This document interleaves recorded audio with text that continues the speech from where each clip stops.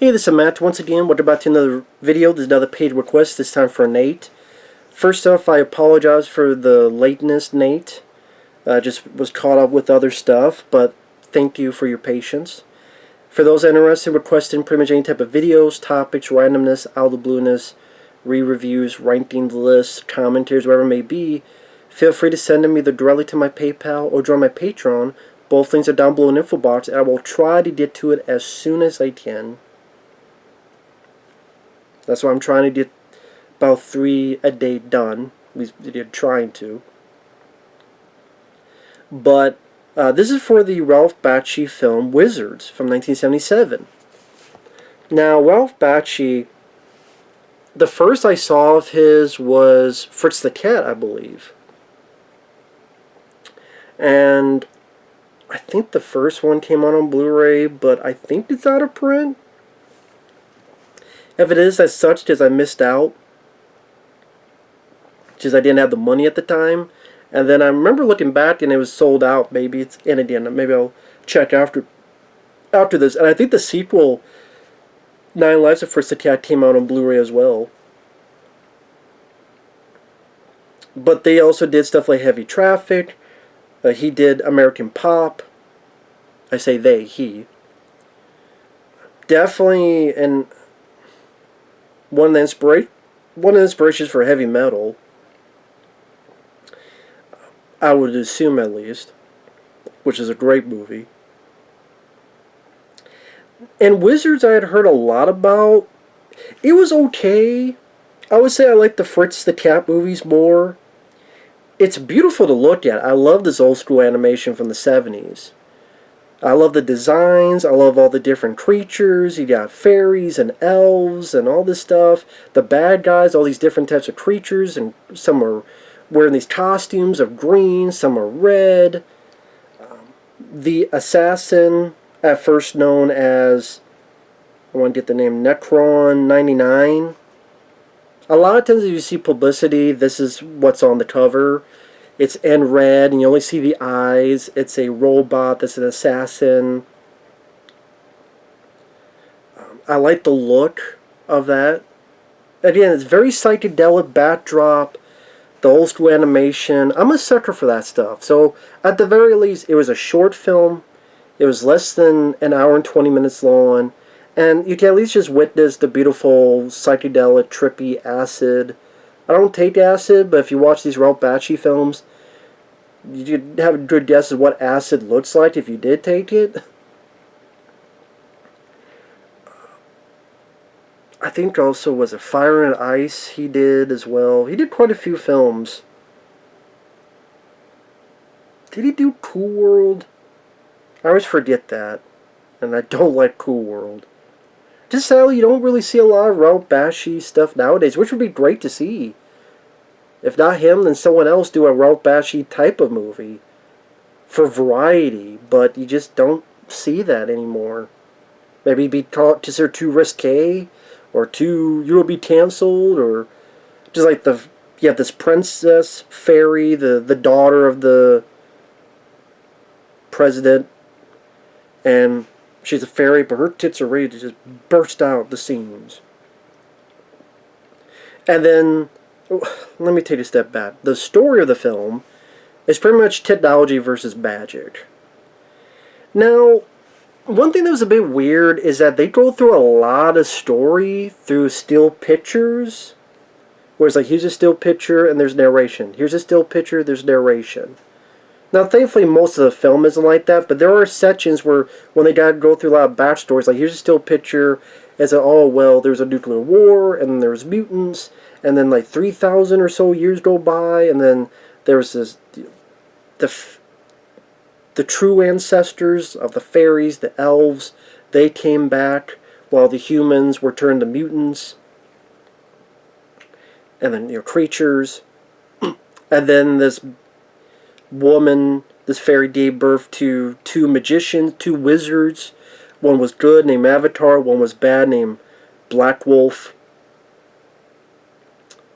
And then the mom died. Avatar and Black Wolf had this fight. Avatar kicked Black Wolf's ass, says, "Get the fuck out of Dodge, Scooter." talk to you, Scooter. Get out of here. He does. He has his army that tries to fight, but the bad guys always get either sidetracked or bored, or they lack motivation, so they never win. And yeah, a lot of this stuff is told in still pictures. It's like, wow, that's a lot of information to be dumped onto the viewer. Or in order to get to this point where you have an elf named Weehawk, you have this robot assassin named Necron 99, and they get in a fight where the elf's friend gets killed and they both fall off this cliff. The fairy, she's the daughter of this president. Avatar's there to help her with magic. And Avatar sounds like Peter Falk. Like, he sounds like any minute now he's going to solve a case. Which I don't know if this is on Blu-ray, because all the discs I bought to use is all scratched up, sadly. But Avatar sounds like Peter Falk. Just one more question. Just one more question. I'm surprised they didn't get Peter Falk, but maybe he would have said no. But yeah, he sounds like Columbo at times. Which is not a bad thing, because I love Columbo. But it's one of those things that you're like, is that Peter Falk? No, it's not Peter Falk. Just talking like Peter Falk. But anyway, the bad guy has this plan where he found a projector. And the projector was this Nazi World War II propaganda footage. And they show the actual Nazi Hitler propaganda footage. And it motivates the enemy troops. And they go into battle. And then also the wizard shows the projector to all the good guys in the battle, and they get freaked out and so scared and frightened and almost not quite hypnotized, but close to it, and the bad guys kill them. So it's turning the tides. And the bad guys, that was just the mutants, but it's orcs, goblins, a lot of psychedelic colors. And the thing with a lot of these battles, I guess Ralph Bakshi didn't have all the money he wanted, because there's a bit of rotoscoping. In this case, finding footage from other movies and just painting them over. Enough so you can't see what it is, but you're telling the footage like Back in the Day people, the Knights of the Round Table, whatever it is, like in horses going into battle, but they just painted over with this rotoscope technique. Now it looks cool, looks trippy, looks neat. I was fascinated by its visual palette. But it's one of those things that, they don't look like the mutants and goblins. Oh, they do look like just people, but it's just, the paint over is so dark that you can't, you're not supposed to tell.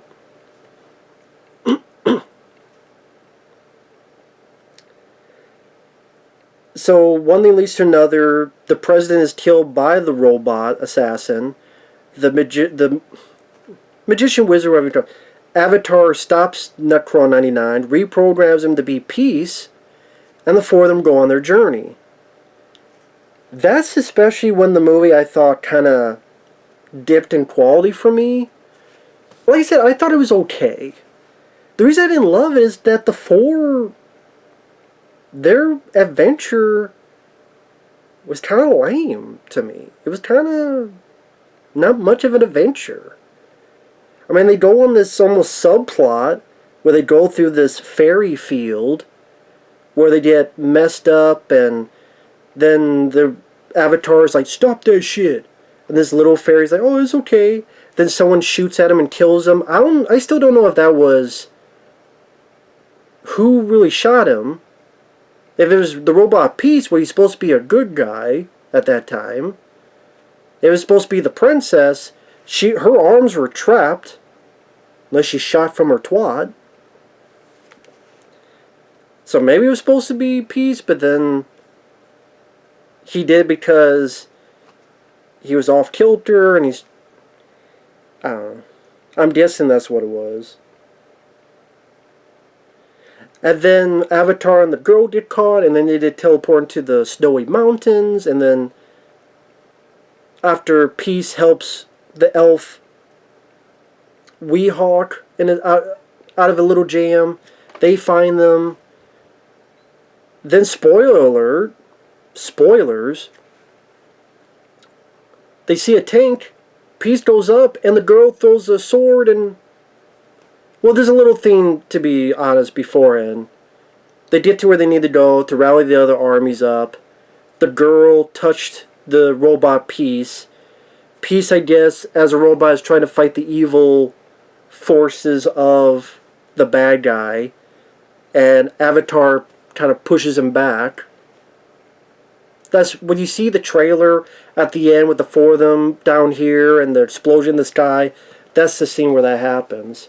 And then they see a tank, and then the girl throws a sword at Peace, and then Peace dies, like an hour in. And I just thought, and then you get to the finale, which Weehawk hits like 3 or 4 asses, which is kind of cool. I think it's one of the better scenes of the movie to me, because this elf knows a little bit of kung fu, a little bit of kid like kung fu style, which was cool to see. The girl that left with the tank, Weehawk finds her and she says, "No, when I touched Peace, who was under the influence, I was mind controlled for a little bit," and so he doesn't stab her. And then Super Sports Avatar goes up to his brother and says, "By the way, there's a trick that our mom taught, at least taught me." He pulls out a gun, just shoots the guy. I'm like, wow. That's like if the ending of Raiders of the Lost Ark was Indy shooting the guy, and then credits. I'm like, it's a cool moment, but I don't know if that's how it takes out the bad guy. Okay. Granted, it's a nice swerve, but it just felt like it wasn't much of an adventure. Like, not much of a big deal. Like, Weehawk barely did anything. And Peace, I thought Peace, for you a figure that's done a lot of the marketing, has a lot of potential, a robot that was used for evil but now is being used for good, and will now affect its programming, will have to be given a choice to be good or evil, and this is a thing where it's now going to pay penance for its evil deeds, and it maybe grows a conscious decision to do the right thing, or a conscious decision to self-sacrifice itself for the greater good. None of that's put into play. It's just, I thought it was a very big waste of the Peace character that's underused, and I think there's a lot of potential that was not fulfilled that could have been. And yeah, there's a battle going on with the army of the elves battling the bad guys with a bit of that rotoscoping I talked about. But like, other than, like, Weehawk only fights like 3-4 guys. That's pretty much it. And then Avatar, the big battle, it just... And then the whole thing shakes and then the projector falls down and everything's fine. I went, I don't know, it just came off as kind of, that's it? That was easy. Man, you just go up and one shot with a gun. Wow, that was simple. Maybe that was Ralph Bakshi's point. But just like the actual adventure itself. Well, okay, if this was animated typical, not with the cool psychedelic backdrops and intricate, that's what makes the film, is that visual palette. Without it, the story, or at least like the third act, it'd just be very underwhelming and, I don't want to say anticlimactic, but close to it. So, at the end of the day, I mean, it was short. It looked cool.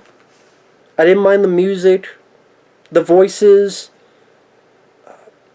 It's funny, I think the guy who voices Weehawk, the elf, I think he voiced the taxi driver Harry in Heavy Metal, I believe, is the same voice. I could be wrong, but it sounded like it. And yeah, I just think the Peace character was underused, like I said before. The battle with our main characters, that is, just felt pretty underwhelming, and wow, that was quick. And there was not much of a defense, and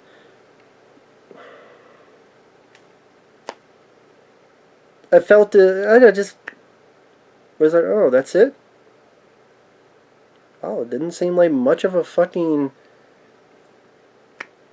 I mean, oh, we don't use peace, but then he just killed like an hour in, and it made me go, did you really need this character? It didn't seem like you really did need this character. At the end of the day. Felt like you could have just written that out.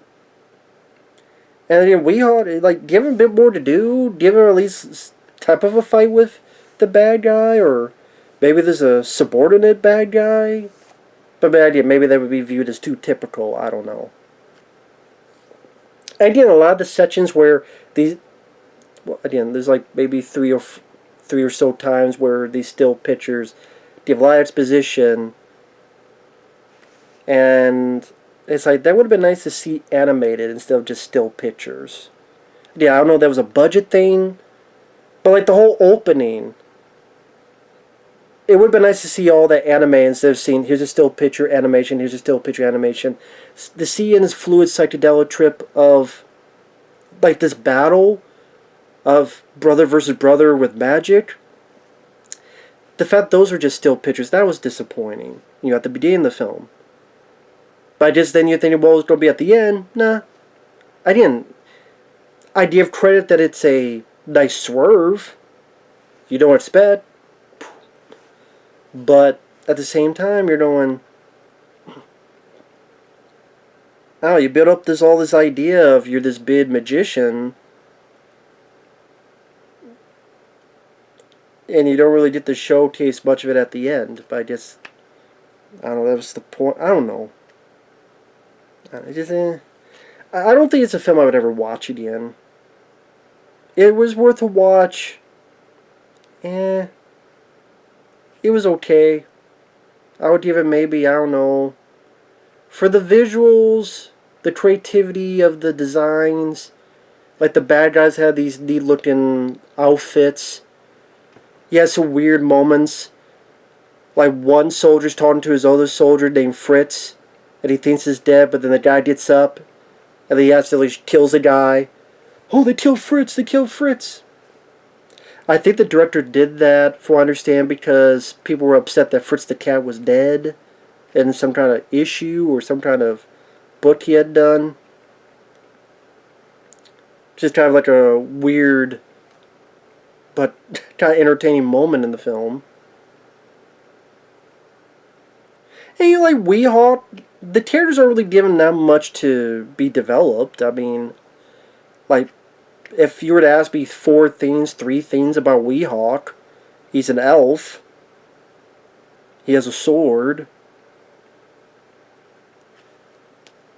The princess, her tits are ready to burst. Her dad died.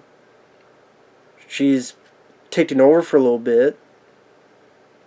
And you get the idea maybe Avatar and her will become an item.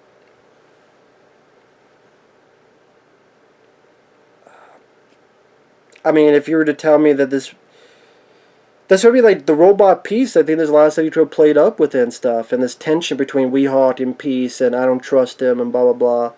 Like, they mention it, but I think there's a lot more you could have played up with the characters and their interactions, the way they talked with each other, and the build-up of the story, and it does feel like a movie that, which is fine, it works on that level as a visual story. It's great to look at. I guess maybe the whole thing with the Nazi propaganda, you know, a lot of critics say it's on the nose. I mean, they're right, but I mean, guess if it works, it works. It was cool to see the elf use a little bit of martial arts. I wish he used it a lot more. And the big bad finale, but like I said, at the end of the day, it was okay. It was alright. Was what it was. I didn't love it though, but I liked it okay. Like I said, I would say first the cat films had a little bit more of an interesting story, as well as the trippy visuals, because it was a bit more the message of that time period. I guess this one you think is, you know, it's a fantasy action film, and the finale I thought could have been a lot better, at least to me. But with that said, Thanks for watching. Take care. We'll see you guys later. Bye-bye.